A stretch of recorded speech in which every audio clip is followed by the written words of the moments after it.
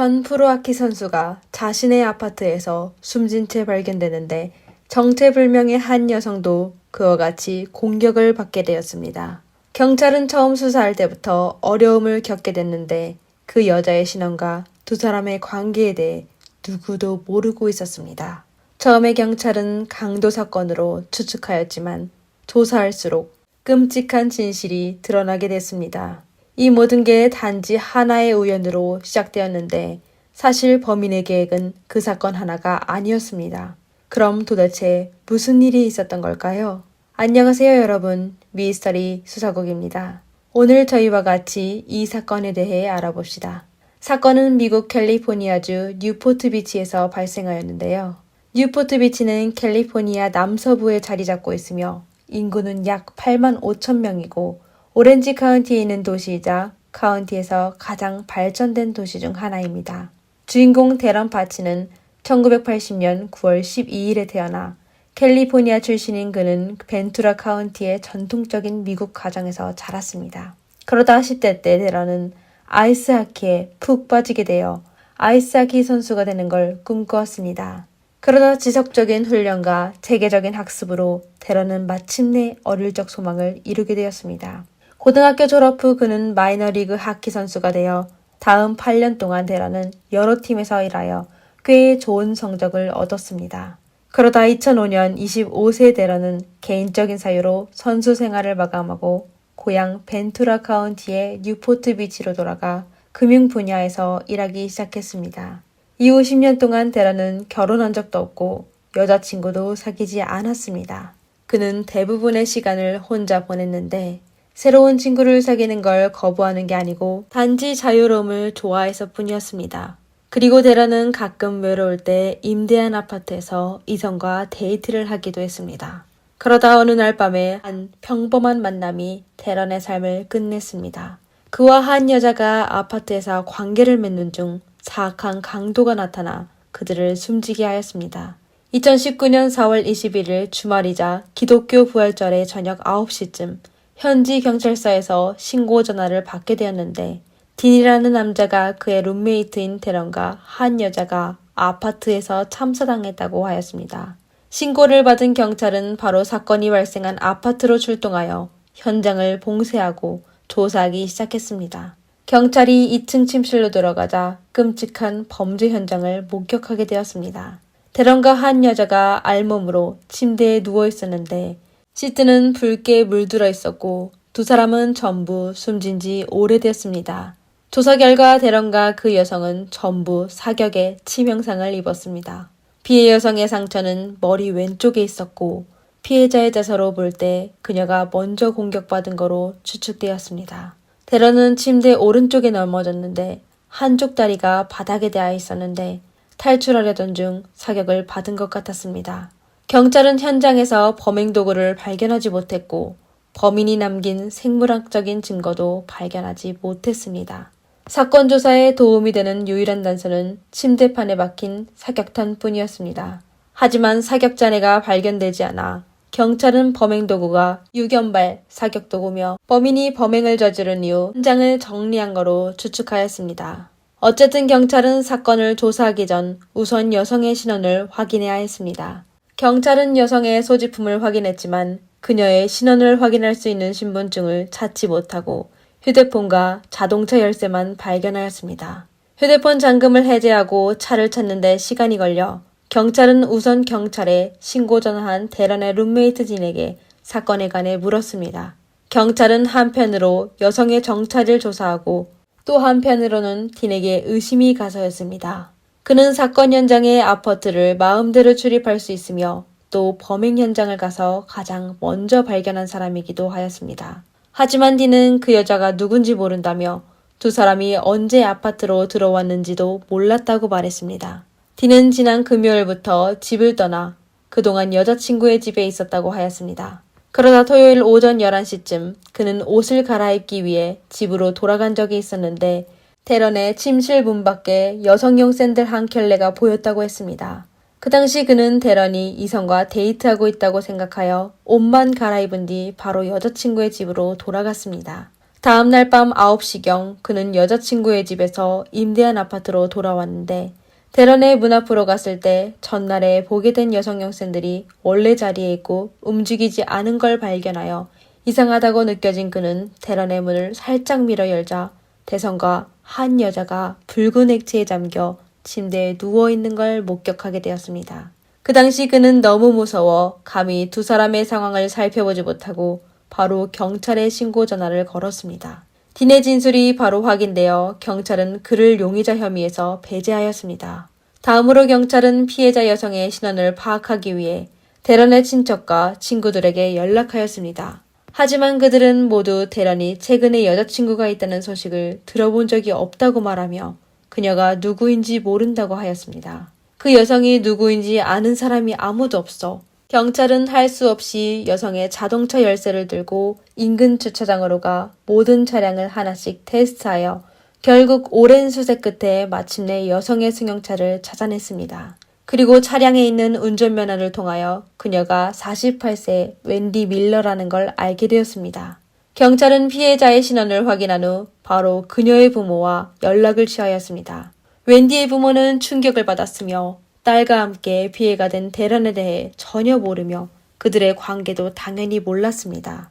하지만 웬디의 부모는 경찰에 웬디가 이혼했는데 전 남편과 양육권 분쟁을 겪고 있다는 유용한 단서를 제공하였습니다. 하지만 경찰은 제보로 추적했지만 아무런 이상한 점을 발견하지 못했습니다. 웬디의 전 남편은 콜로라도에 살고 있으며 사건 당시 그는 충분한 알리바이를 갖고 있었습니다. 이에 경찰은 웬디의 전 남편도 피의자 혐의에서 배제하였습니다. 이어 경찰은 웬디와 대런의 관계에 대해 수사하기 시작하여 웬디가 금요일 밤에 친구와 함께 술집에 갔었다는 사실을 알게 되었습니다. 그 친구는 웬디가 그날 밤 바에 낯선 남자를 만났다고 경찰에 진술했는데 그 남자가 바로 피해가 된 대런이고 사전에 서로 모르는 사이라고 하였습니다. 그날 밤 웬디와 대런은 즐거운 대화를 나눴으며 누구와도 갈등이 없었습니다. 그러다 새벽 1시쯤 두 사람은 좀 더 같이 있기로 하여 같이 술집을 떠나고 그로부터 그녀는 누구와도 연락하지 않았습니다. 웬디 친구의 진술로 경찰이 계속 풀리지 않은 문제가 해결되었습니다.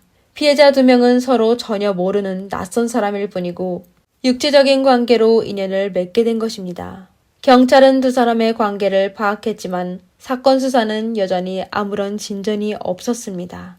용의자가 없어 경찰은 다른 방법으로 새로운 단서를 찾기 시작하였습니다. 이때 그들은 사건 현장에서 발견된 사격탄을 떠오르며 사건 현장 정리하는 수법으로 범인이 전문적이며 전과가 있을 가능성이 높은 걸로 추측해 그들은 최근에 발생한 유사한 사격 사건이 있는지 확인하기 위해 오렌지 컨트리 전역의 경찰서로 연락하여 협조 요청하였습니다. 그러다 이틀 후 경찰은 어바인 경찰서로부터 중요한 정보를 받게 되었습니다. 4월 21일 이른 아침에 웬디와 대런이 참변을 당하고 몇 시간 뒤에 어바인에서도 사격 사건이 발생했었습니다. 한 남성이 사격 도구를 들고 발코니에서 한 주민의 집으로 침입하려고 했는데 그 집의 여주인에게 발견됐습니다. 여주인은 큰 소리를 지르기 시작하며 바로 발코니의 미닫이 문을 잠갔습니다. 남자는 계획이 실패하여 아주 분노하여 집안을 향해 여러 차례 사격하고 바로 현장을 떠났습니다. 여주인의 진술에 따라 그 남자가 170cm 정도의 키에 중형 체격의 아프리카계 남성이란 걸 알게 되었습니다. 그리고 그 당시 그는 6연발 사격도구를 들고 검은 옷을 입고 있었습니다. 어바인 경찰은 사건 현장을 조사하며 벽에 박혀있는 사격탄을 찾아 그 사격탄이 대런 사건에서 발견된 것과 똑같은 타입이란 걸 발견하였습니다. 이에 경찰은 두 사건의 사격탄을 실험실로 보내 확인하여 2개 사격탄의 발사체 탄도 흔적이 정확히 동일하다는 걸 알게 되었습니다. 두 사건은 분명 같은 범인이 저지른 짓입니다. 이어 두 경찰서의 경찰은 합동 수사를 하게 되었습니다. 그들은 범인이 계속하여 범죄를 저지를 가능성이 높다고 판단하여 그들은 마지막 범죄가 발생한 장소에 대규모의 경찰력을 배치하여 그 남자가 다시 범죄를 저지르는 걸 기다려 체포하려고 하였습니다. 결국 경찰의 추측이 맞았습니다. 불과 이틀 만에 용의자의 특정과 일치한 용의자가 승용차를 운전하여 마지막 사건 현장에 나타났습니다. 하지만 그 남자는 뭔가 이상하다는 걸 느껴 오래 머물지 않고 바로 승용차를 몰고 떠났습니다. 경찰은 남성의 차량을 추적하며 백업 부서에 연락하여 차량의 번호판을 제공하여 기사의 정보를 문의하였습니다. 곧 그들은 그 차량의 주인이 제이몬 버그스라는 남자라는 걸 알게 되었습니다. 버그스는 경찰을 폭행하는 등 1년의 범죄 기록이 있는 전과자였습니다. 이에 따라 경찰은 버그스가 그들이 찾고 있던 죄수임을 더욱 확신하게 되었습니다. 경찰은 확성기를 켜고 버그스에게 차량을 멈추라는 신호를 계속해서 보냈습니다. 하지만 차가 멈추자마자 버그스는 핸드백을 들고 바로 작은 길로 도망쳤습니다. 버그스는 경찰을 폭행한 전과가 있어 경찰은 그가 무력으로 저항할 것을 우려해 감히 성급하게 체포하지 못했습니다. 그러다 10분 넘게 교착 상태를 유지하다 특수경찰의 도움으로 버그스를 체포하는 데 성공하였습니다. 그 경찰은 버그스가 체포된 곳에서 6연발 사격도구와 그의 차량에서 대련의 주소가 적혀있는 수첩을 찾아냈습니다. 그건 버그스가 범인이란 걸 확신할 수 있었지만 경찰이 그의 유죄를 증명하려면 직접적인 증거물이 있었어야 하며 동기에 대해서도 알아내야 했습니다. 버그스가 협조를 거부하여 경찰은 수사를 계속할 수밖에 없었습니다. 경찰은 사격도구를 실험실로 보내 테스트를 진행했으며 버그스의 집을 수색하기 시작했습니다. 그러다 버그스의 컴퓨터에서 대란의 개인정보가 포함된 파일을 발견하게 되었습니다.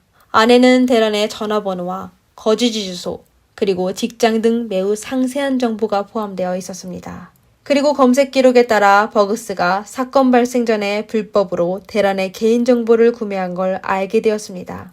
이와 동시에 경찰은 한 주민으로부터 제보 전화를 받았는데 그는 버그스의 체포 소식을 접한 뒤 그가 얼마 전 본인의 아파트 근처에 자주 나타났던 이상한 남자와 닮아 CCTV를 다시 확인하여 그 남자가 바로 체포된 버그스라는 걸 알게 됐다고 하였습니다. 경찰은 그 제보를 추적하여 제보자가 살았던 아파트가 한때 대런도 살았던 아파트라는 사실을 알게 되었습니다.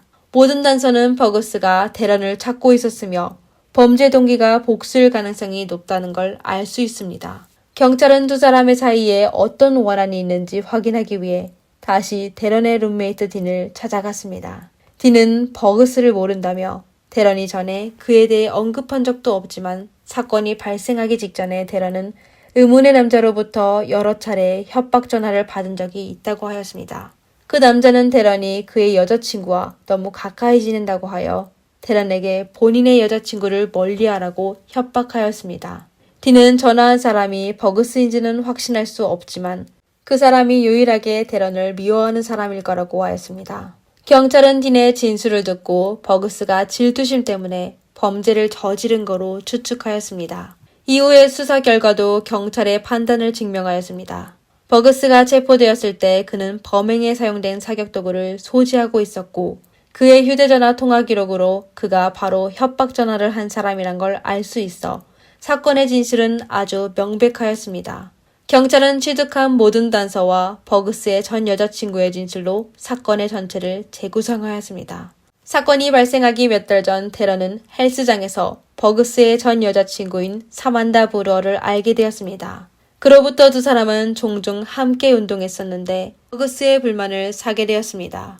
버그스는 피트니스 강사였는데 피트니스로 사만다와 사귀게 된 겁니다. 버그스는 여자친구가 다른 사람과 바람 피울까봐 걱정하여 대런에게 위협 전화를 걸어 그보고 여자친구를 멀리하라고 하였습니다. 버그스의 위협을 받은 대런은 안 좋은 문제가 생길까봐 걱정되어 사만다에게 그 사실을 알려주며 다시 연락하지 않을 거라고 하였습니다. 이에 사만다는 버그스가 너무 오만하다고 느껴져 얼마 후 버그스와 헤어지자고 하였습니다. 버그스가 헤어지지 않으려고 온갖 노력을 했지만 결국 사만다는 그를 거절하고 떠났습니다. 그녀의 행동은 버그스를 화나게 하여 모든 게 대런의 잘못이라고 생각하고 그에게 복수할 계획을 하기 시작했습니다.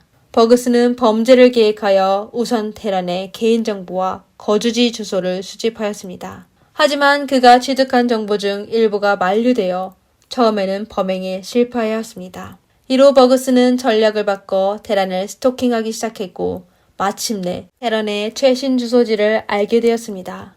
사건 당일 새벽 2시경 버그스는 범행 도구를 들고 데런의 아파트에 몰래 침입하였습니다.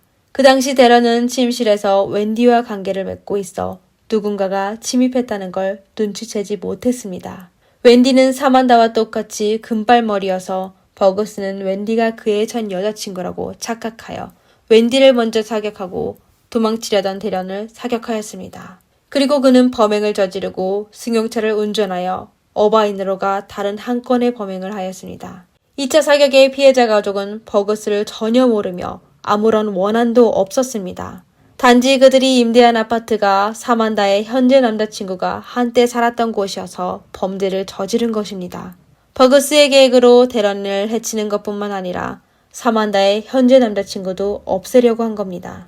그는 사만다가 사귀고 있는 남자친구가 아직 그 아파트에 살고 있다고 생각하여 1차 행동에 실패한 뒤 불과 이틀 만에 다시 그 아파트로 가 2차 범행을 하려고 한 겁니다.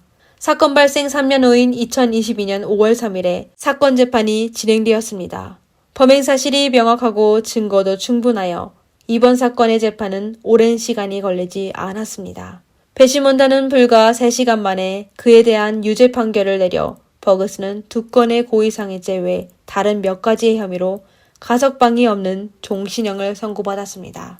오늘의 사건은 여기까지입니다.